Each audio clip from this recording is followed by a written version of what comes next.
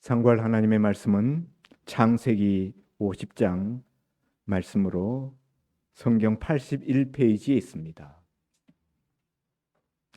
창세기 50장 14절 말씀부터 21절 말씀까지 한 절씩 교독하여 봉독합니다. 14절, 요셉이 아버지를 장사한 후에 자기 형제와 호상꾼과 함께 애굽으로 돌아왔더라.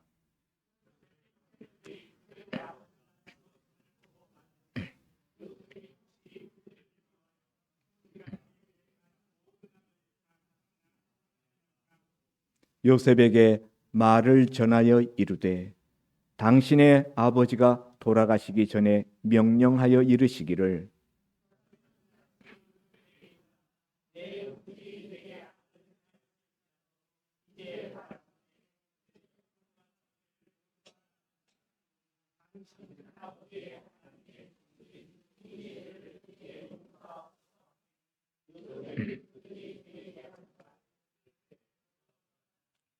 그의 형들이 또 친히 와서 요셉의 앞에 엎드려 이르되 우리는 당신의 종들이니이다.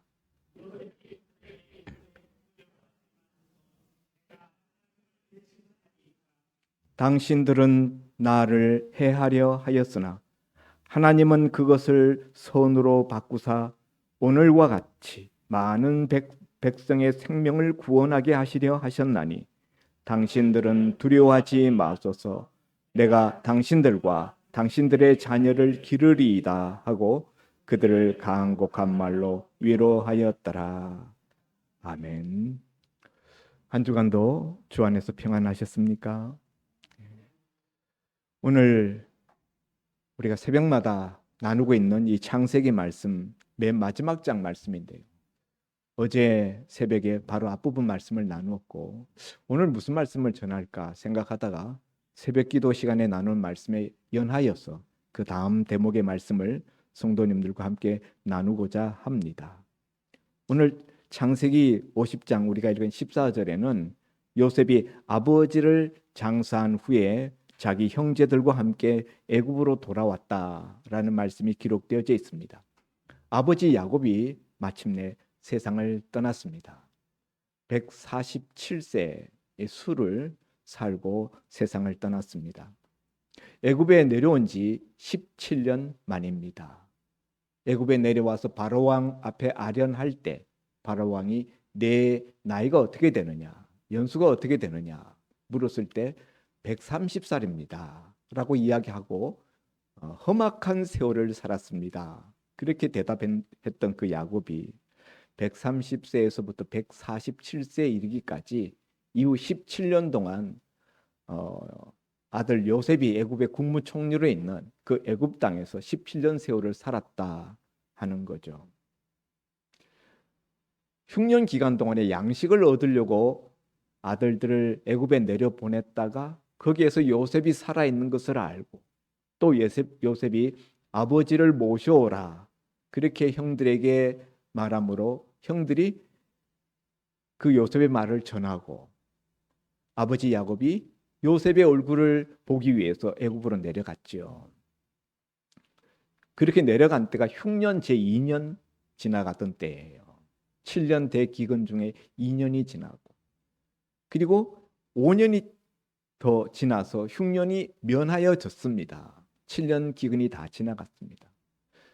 그러면은 가나안 땅으로 돌아가야 될 것 같은데 야곱의 아들들은 계속 애굽 땅에 살고 있었어요.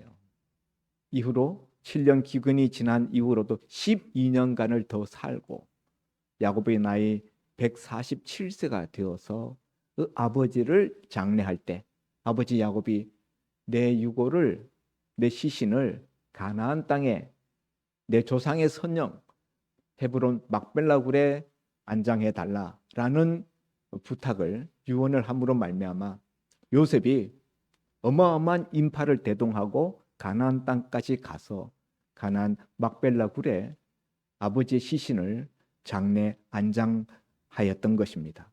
오늘의 본문 이야기는 그렇게 가나안 땅에 아버지의 시신을 안장하고 난 다음에 돌아온 그 이후의 이야기를 우리에게 들려주고 있습니다.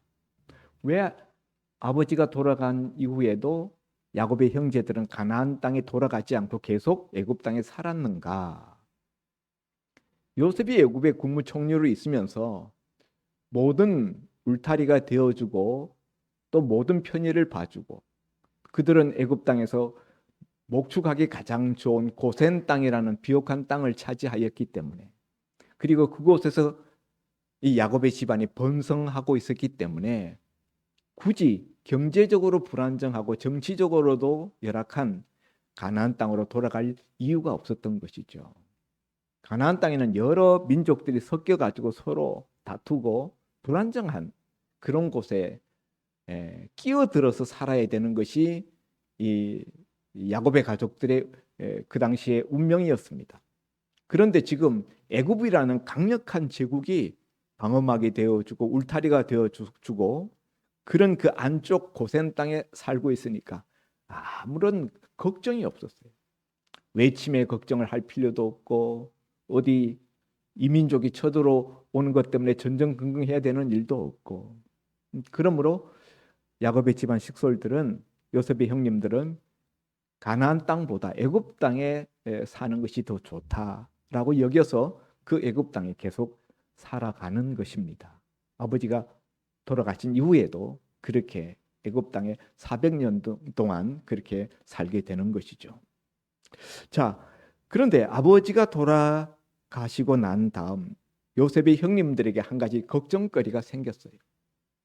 그것은 무엇인가 하면은, 혹시 우리 동생 요셉이 애굽의 총리가 되어서 막강한 권세를 휘두르는데 지난날에 우리가 요셉을 팔아버리고 요셉을 미워했던 그것을 생각해서 우리에게 혹시라도 보복하면, 복수하면 어쩔 건가라는 두려움이었어요. 그런 염려가 있었어요. 아버지 살아 생전에는 아버지라는 울타리, 아버지라는 큰 산이 앞에 있었기 때문에 요셉이 아버지 앞에서 형들을 감히 해할 수는 없었을 것이다 라는 생각으로 안심했지만은, 아버지라는 울타리, 아버지라는 큰 산이 없어지고 난 다음에 혹시라도 요셉 총리가 지난날의 형들의 행위에 대해서 원한을 가지고 있다면, 보복하려는 마음을 가지고 있다면 자신들은 죽은 목숨이나 다를 바 없는 거죠. 그래서 장례를 치르고 돌아온 다음에 형들이 요셉한테 이렇게 말을 전합니다.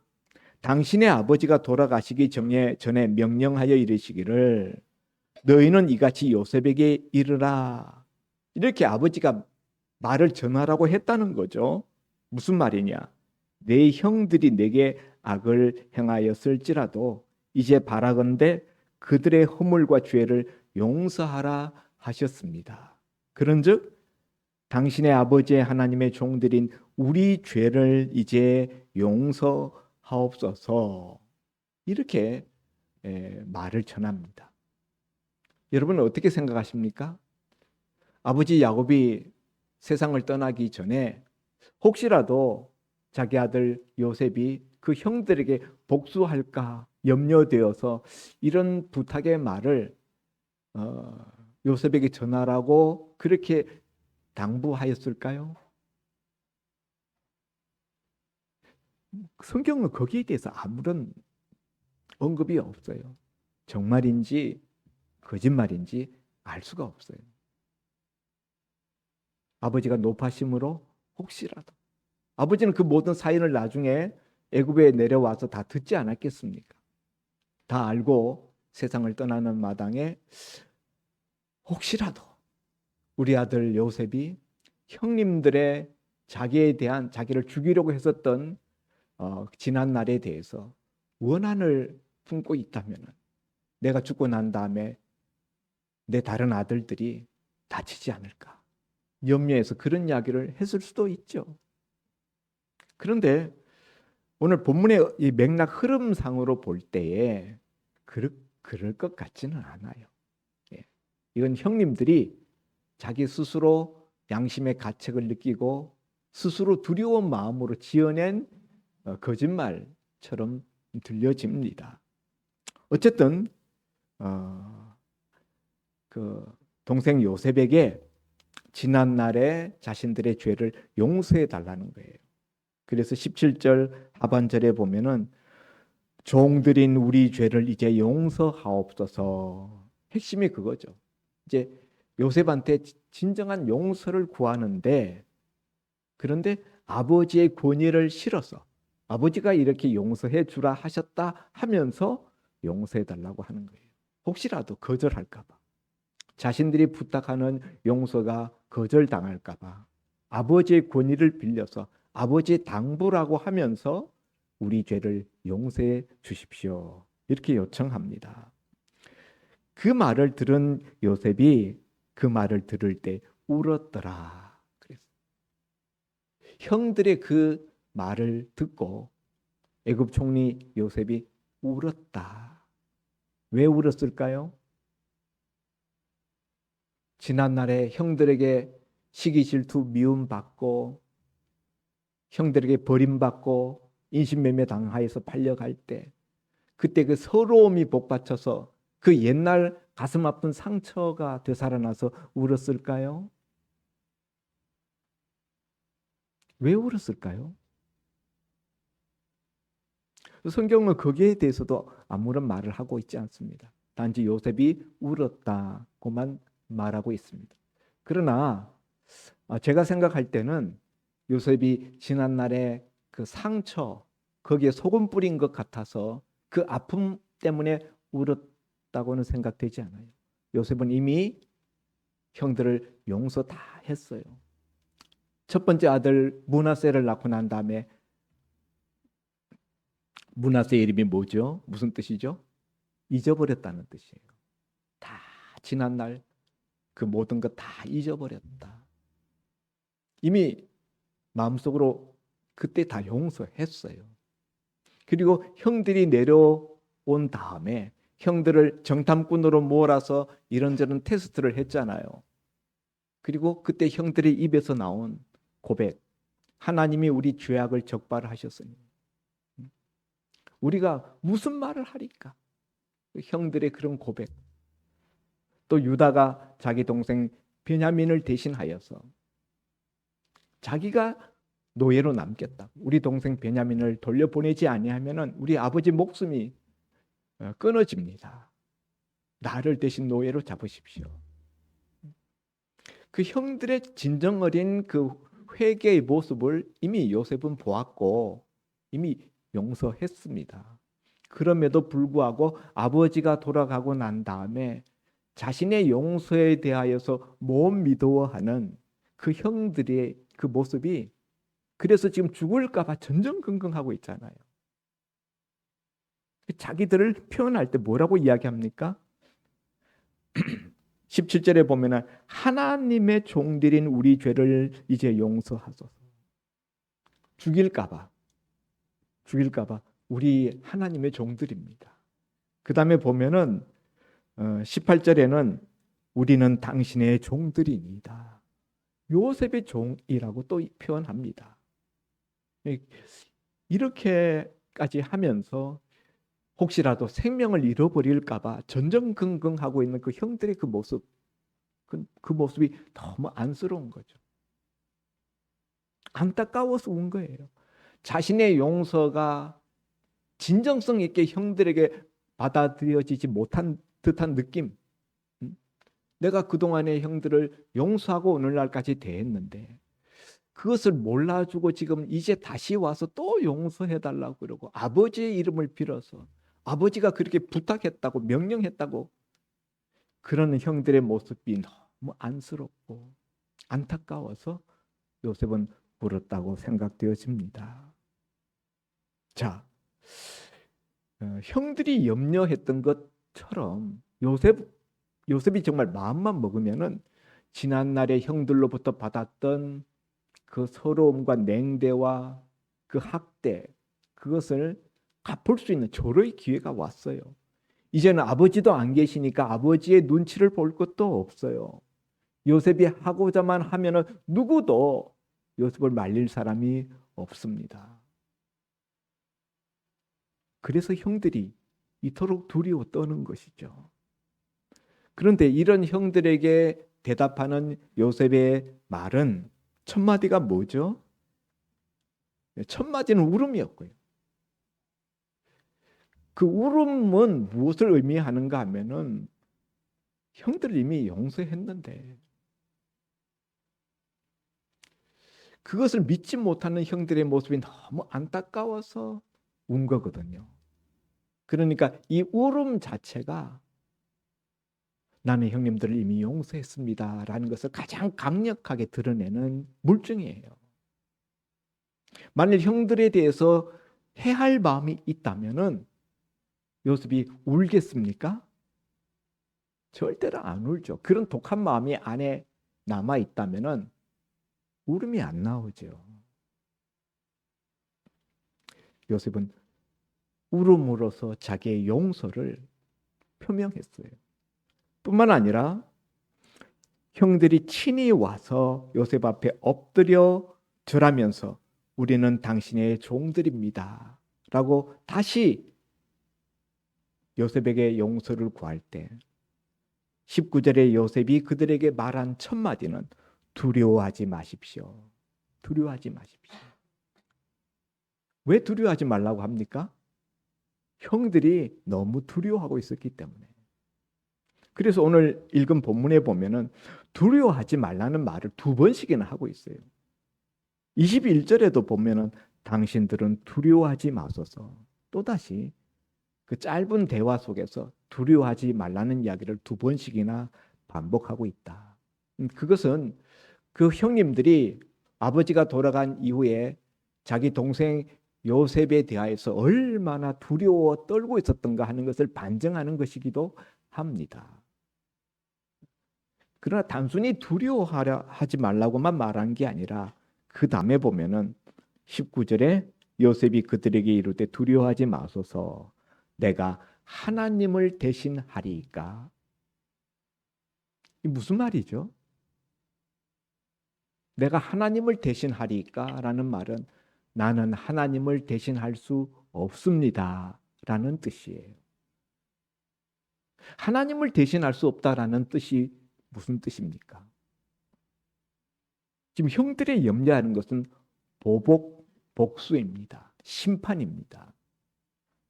그런데 요셉은 형들이 생각하고 있는 그 복수, 심판, 그것은 하나님이 하시는 일이라는 거예요. 심판은 하나님의 몫이지 내가 해야 될 몫이 아니라는 거예요. 나는 심판할 수 없습니다. 오늘 요셉의 이와 같은 말을 한마디로 이야기하면은 나는 보복하지 않습니다 라는 거예요. 나는 보복하지 않겠습니다. 나는 보복하지 않습니다. 나는 보복할 수 없습니다. 왜냐하면 복수는, 심판은 사람 몫이 아니라 하나님 몫이기 때문입니다. 이런 말이에요. 요셉이 어떻게 이런 진리를 알았을까요? 이 비슷한 말씀이 로마서 12장에 나옵니다. 신약성경 로마서 12장, 신약성경 257페이지인데요. 로마서 12장 19절에 보면은 로마서 12장 19절 사도 바울이 로마교회 성도들에게 한 말이죠. 내 사랑하는 형제들아 너희가 친히 원수를 갚지 말고 하나님의 진노하심에 맡기라. 기록되었으되 원수 갚는 것이 내게 있으니 내가 갚으리라고 주께서 말씀하시니라. 원수 갚는 것은 하나님께 있다는 거예요. 그래서 원수 갚고 싶은 마음이 있는 사람들은 하나님께 맡기라는 거예요. 너희가 직접 원수 갚으려고 하지 말고 하나님께 맡기라는 거예요. 그 하나님 몫이라는 거죠.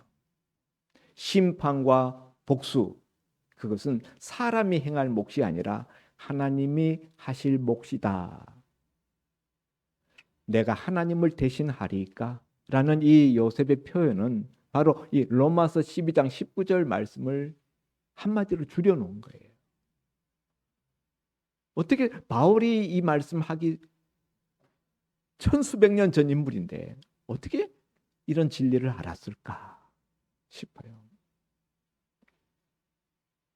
요셉은 어쨌든 보복하거나 심판하거나 복수하거나 하는 것은 내가 할 몫이 아니다라는 생각, 그것이 뚜렷했습니다.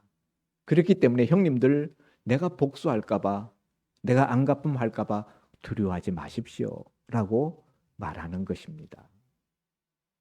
그런데 여러분, 우리는 어떻습니까? 우리는 내가 보복하려고 하는 적이 많이 있죠. 내가 안 갚음하려고 하는 일들이 있습니다. 우리 가족 간에도 당한 것만큼 내가 갚아줘야지. 또 친구 간에도, 직장에서 동료나 상급자, 하급자 간에도, 심지어 교회 안에서 같은 교우 간에도 내 마음을 아프게 하고 나에게 뭔가 손해를 끼치고 내 자존심을 상하게 하는 어떤 일, 어떤 사건, 어떤 사람이 있다면 그것에 대해서 늘 안갚음을 하려고 하는 그런 마음이 우리 속에 없잖아, 있지 않냐. 뭐 보복까지 그렇게 뭐 심하게 생각을 안 해도 그 마음에 감정적인 앙금을 가지고 좋게 지내지 못하는 그런 경우들은 얼마든지 있어요. 심지어 부모 자식 간에도. 그런데 요셉을 통해서 우리가 배워야 되는 것은 내가 아무리 정당하고 모든 사람이 다 그냥 내 입장이 옳다고 이야기한다 할지라도 내가 보복하는 것은 성도의 윤리가 아니다. 성도의 길이 아니다. 보복은 하나님이 하시는 거예요. 내가 보복하려고 하는 마음을 가지고 있는 것은 내가 하나님 자리에 올라가는 거예요. 요셉은 나는 하나님 자리에 올라갈 수 없습니다. 그 이야기를 하고 있는 거예요. 그래서 보복하지 않으니, 할 수 없으니 염려하지 말라는 거예요. 그런데 참 이것만 해도 요셉이 참 훌륭하고 대단합니다. 그렇게 지난날 형님들로부터 학대받았던 그 앙금이 있을 수밖에 없을 것 같은데 전혀 그런 것이 없는 사람처럼 행한다는 거죠. 이것만 해도 대단한데 그 다음에 보면 뭐라고 이야기합니까? 형님들이 와서 그 앞에 우리는 당신의 종입니다. 이렇게 엎드려 절할 때에 내가 하나님을 대신하리까 하는 말 이후에 20절에 보면 당신들은 나를 해하려 하였으나, 당신들은 나를 해하려 했다는 거예요. 당신들 죄가 있다는 거예요. 그거 내가 안다는 거죠. 그거 내가 기억하고 있다는 거죠. 그러나 하나님은 그것을 선으로 바꾸사 오늘과 같이 많은 백성의 생명을 구원하게 하셨으니 그러므로 당신들은 두려워하지 마소서. 요셉이 보복하지 않겠다라고 말하는 두 번째 이유가 있어요. 첫 번째 이유는 자신이 하나님 자리를 대신할 수 없기 때문에, 하나님 자리를 꿰찰 수 없기, 하나님의 몫을 자신이 꿰찰 수 없기 때문에. 두 번째는 하나님이 당신들의 행한 그 악을 선으로 갚아주셨기 때문에. 하나님이 당신들의 악을 선으로 돌려서 뒤집어서 그것을 통해서 많은 백성들의 생명을 구원하게 하셨으니 나는 당신들에게 보복할 수 없습니다. 그런 이야기예요. 여기에서 이 요셉이 가지고 있는 자기 인생을 바라보는 요셉의 안경, 자기 인생을 어떻게 해석하느냐라는 요셉의 안경을 볼 수 있습니다. 그것은 지난날의 자기의 그 인생을 하나님의 섭리라는 안경으로 해석하고 있다는 거예요. 형님들은 직접적으로 요셉을 팔아버리고 요셉을 죽이려고 했습니다만은 하나님이 그것을 다 바꾸어서 많은 사람들의 생명을 구원하는 재료로 쓰셨다는 거예요. 그래서 오늘날 자기를 애굽의 총리로 만들어 주시고 7년 대기근 속에 죽어갈 자기의 형님들의 가족들, 아버지 온 집안을 구원하게 하셨다는 거죠. 이거는 하나님의 계획이고 하나님의 섭리 그리고 하나님의 작품이라는 거죠. 그렇게 하나님께서 이 일을 사용하셨는데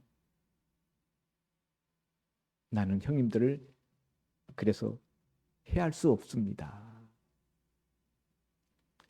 요셉이 형님들을 용서할 수 있게 되는 가장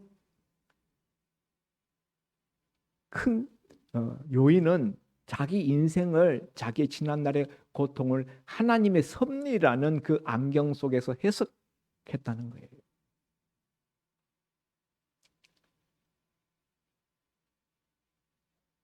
형님들이 한 걸로 생각하지 마십시오. 하나님이 하셨습니다. 지금 요셉은 계속 그렇게 이야기하고 있거든요. 여러분, 우리도 지난날 우리 마음을 아프게 했던 사람들, 아프게 했던 사건들 생각만 하면은 잠이 잘 안 오는, 또 생각만 하면 눈물이 쏟아지는 그런 어떤 아픔들, 상처들이 있습니다. 그런데 오늘 우리가 요셉을 보면서 배워야 되는 것은 그것조차도 어쩌면은 하나님의 섭리라는 틀 속에서 하나님이 행하시는 어떤 일일 수 있다는 거예요. 우리를 연단하고 우리를 다듬고 사람 막대기와 인생 채찍으로 우리를 징치하여서 우리를 하나님의 거룩한 사람으로 성화되는 그런 인격으로 만들어 가시기 위해서 어쩌면은 하나님이 허락한 것일 수 있다는 거예요. 그런 시각으로 내 인생을 조명하는 그런 믿음의 안경을, 신앙의 안경을 쓴다면은 우리가 지난날에 우리에게 아픔을 준 사람 그 사건 때문에 우리가 계속 눈물 흘릴 필요가 없고 눈물 흘리지 않게 되고 오히려 그 사람들을 또 그 상대방을 그 가해자를 용서하는 것이 가능해진다. 아멘입니까? 입술로만 아멘하지 마시고 마음으로 정말 진정으로 그러실 수 있기를 바랍니다. 여러분, 이 땅에 일어나는 모든 일들이 다 하나님의 허용 안에서 일어나는 일들입니다. 그것이 하나님이 직접 일으킨 일이라고 말할 수는 없을지라도 우리의 불행이 하나님이 직접 가져다 준 것이다 이렇게는 우리가 말할 수 없죠. 그러나 큰 범위에서 보면은 이 땅의 모든 고통과 불행한 일들과 우리의 마음의 상처와 우리의 고통 그것조차도 하나님의 허용 안에서 되어진 일이다. 참새 한 마리가 떨어져 죽는 거 그것조차도 주님이 말씀하시기를 하나님의 허용 안에서 되어진 일이라고 말씀하셨어요. 그러므로 우리의 아픔, 우리의 굴곡진 인생 그 속에도 하나님의 어떤 경륜과 하나님의 섭리, 하나님의 어떤 뜻이 있으리라 이렇게 믿고 그것을 흘려보낼 수 있는 그런 신앙적인 해석의 안경이 우리에게 있어야 될 줄 믿습니다. 세 번째로 요셉이 이 형님들을 용서할 수 있었던 것은 하나님의 은혜로 너무나 많은 하나님의 은혜를 받음으로 지난날의 형들로부터 받았던 아픔과 상처들을 능히 넘어설 수 있는 그것을 극복할 수 있는 그것을 넘쳐나는 하나님의 은혜를 받았기 때문입니다. 요셉이 지금 애굽의 국무총리가 아니고 보디발 장군의 집에 있는 그 감옥에 지금 이 나이까지 계속 갇혀 있었더라면은 그 주인 보디발의 아내의 그 모함을 받고 정절을 지킨 대가로 감옥에 갇혀서 오늘날까지 수십 년 동안 계속 감옥살이를 하고 있었더라면 요셉이 그때 형님들을 만났어도 용서할 수 있었을까요? 어려웠을 거라고 생각합니다. 오늘날 애굽의 국무총리가 되었잖아요. 하나님 넘치는 은혜를 받았어요. 그리고 왕의 그 지독한 사랑을 받고 백성들의 존경을 받고 그리고 사람들을 살리는 사람이 되었어요. 자기의 세상적인 위치가 높아졌을 뿐만 아니라 하나님이 요셉의 인생에 새로운 사명을 주시고 새로운 인생의 목표, 새로운 가치관을 주셨어요. 그것은 사람을 살리는 인생이에요. 요셉이 7년 대기근 속에 살려낸 사람들이 얼마나 많았습니까? 애굽 온 백성과 가나안 땅에 자기 아버지 집 온 집안 식솔들과 뿐만 아니라 그 외에 가나안 사람들까지 그들의 생명을 요셉이 살려냈습니다. 요셉은 자신이 하나님으로부터 생명을 살리는 사역자로 그런 생명 살리는 구원자로 이 세상에 보내심을 받았다라는 것을 자각한 거예요. 그렇기 때문에 그 형님들을 죽이지 않고 죽이는 자가 아니잖아요. 요셉은 살리는 자잖아요. 자신의 정체성과 자신의 사명에 어긋나는 거잖아요. 그런 사명 감당하라고 하나님의 엄청난 은혜를 부어주셨잖아요. 지난날의 슬픔과 상처를 지난날의 고통을 다 잊어버릴 수 있는 넘치는 은혜를 부어주셨잖아요. 그래서 형님들을 용서할 수 있게 되었던 것이다. 여러분, 우리도 많은 상처와 아픔이 있습니다. 그것 때문에 우리가 그 이야기, 그 사건 꺼낼 때마다, 건드려질 때마다 우리가 눈물 흘리고 아파합니다. 그러나 여러분, 우리가 그것을 다 흘려보내고 잊어버릴 수 있는 방법이 있습니다. 그건 다른 것이 아니고 하나님의 넘치는 은혜를 받는 것입니다. 아멘이죠? 지난날의 우리의 슬픔, 우리의 고통, 우리의 상처, 주었던 그 사건이나 그 사람보다도 하나님이 그것을 다 덮어 다 흘려보낼 정도의 넘치는 은혜를 우리에게 부어주시면은 그런 넘치는 하나님의 은혜를 받으면은 그것들은 다 떠내려가 버려요.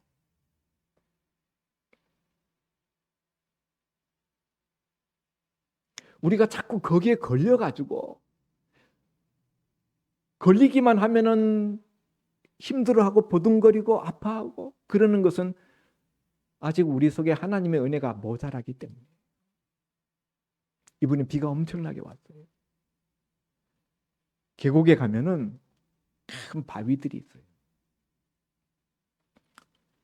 계곡에서 물놀이 하다 보면은 잘못하다가 바위에 부딪힙니다. 그런데 여러분, 이번과 같이 큰 비, 엄청난 비가 오면은 그 큰 바위들도 어떻게 됩니까? 다 수면 아래로 다 잠겨버려요. 잠기고도 한참 넘치도록 물이 수위가 높아지면은 바위가 더 이상 걸리지 않습니다. 내 마음에 걸림이 되는 그 아픔들과 상처들, 그것 때문에 늘 우리가 부딪히고 힘들어하지만은 그것이 앞에 큰 바위같이 나를 막아서는 어떤 장벽같이 느껴지지만은 그것을 넘어서게 하시는 하나님의 넘치는 은혜가 임하면은 능히 그것은 우리 앞에 평지가 되듯이 걸림이 되지 않고 장벽이 되지 않을 줄 믿으시기를 바랍니다. 오늘 하나님께서 여러분에게 이 말씀을 아멘으로 받는 저와 여러분에게 그 모든 것을 넘어설 수 있는 은혜 주시기를 주의 이름으로 축원드립니다. 기도합니다. 하나님 아버지, 아버지가 돌아가고 난 다음에 요셉의 복수를 두려워하면서 전전긍긍하던 그 형님들에게 요셉이 던진 첫 마디는 두려워하지 마십시오. 내가 하나님을 대신하리까? 라는 말이었습니다. 아버지 하나님, 오늘 우리들은 세상을 살아가면서 얼마나 자주 내가 하나님 자리에 올라서는지, 내가 얼마나 자주 하나님 몫을 내가 감당하려고 하는지 우매하고 하나님의 자리를 우습게 여기는, 나를 하나님 자리에 올려놓는 교만인 줄 알게 하여 주옵소서. 그리고 더 이상 내가 보복하려고 하는 마음을 내 마음속에서 뿌리 뽑아버리게 하여 주옵소서. 보복까지는 아니라 할지라도 감정의 찌꺼기, 앙금을 가지고 꼬부라진 마음을 가지고 있는 그것조차도 뽑아버리게 하여 주옵소서. 아버지 하나님, 오늘 하나님의 섭리라는 그 안경으로, 그 하나님이 우리에게 주신 신앙의 안경으로 내 인생을 바라보고 해석할 수 있는 믿음의 사람들 되게 하여 주옵소서. 또 바라옵기는 요셉에게처럼 우리들에게도 하나님 넘치는 은혜를 주셔서 지난날에 받았던 모든 상처와 고통을 다 잊어버릴 수 있는, 그것을 넘어설 수 있는, 더 이상 그것이 장벽이 되지 않는 그런 풍성한 은혜를 종들에게도 부어 주옵소서. 그리하여 오직 주의 이름이 높아지고 주의 이름을 찬양할 수 있는 저희들 되게 하여 주옵소서. 예수님 이름으로 기도하옵나이다. 아멘.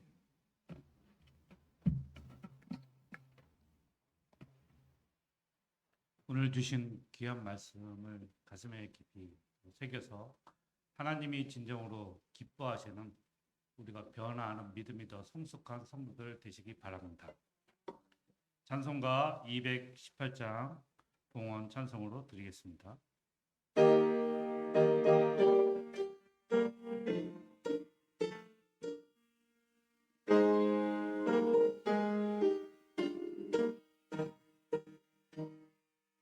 내 마음과 정성을 다하여 주의 하나님을 사랑하라.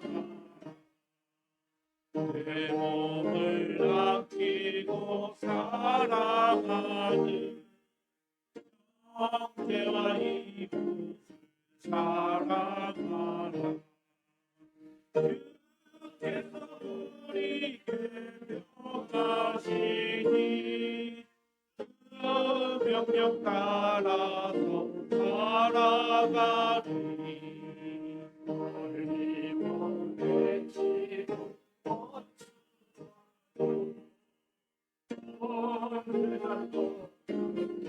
사랑하라. 넓이 바다는 자 위에서 신실한 마음으로 목을 밀라. 주께서 우리를 명하시니 그 명령 따라서 살아가리. 항상 주님을 멀리하고 형제를 사랑하지 못하였다. 이러한 죄인을 사랑하사 주께서 못 버려 죽으셨다. 사랑하느니모 내 생명 다 바쳐 충성하리.